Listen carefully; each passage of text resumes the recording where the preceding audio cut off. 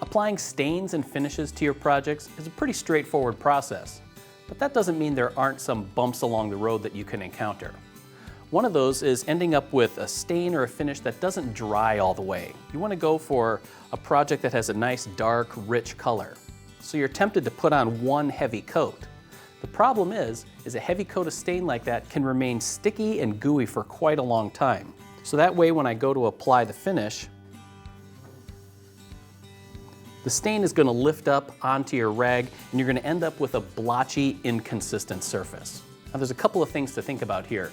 The first is the environmental conditions.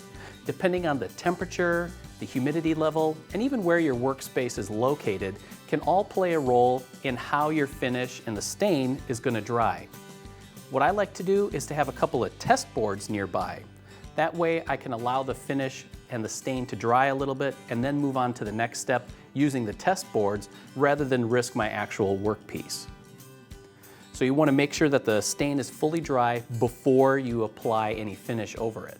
If you're trying to get a dark color, then what I recommend is sneaking up on it in several coats. So apply a lighter coat, and then once that's fully dry, apply a second or even a third coat of stain over the top of it.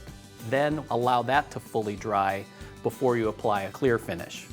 Now the same thing applies when you're using Old Masters gel polyurethane or any clear finish, is you want to make sure that the first coat is fully dry before you apply the second and the third coat. Again, test pieces are the way to go here. That way, when you apply your finishes, you'll be sure to get great looking results and your project is going to last a really long time. For even more finishing information and how to, visit myoldmasters.com.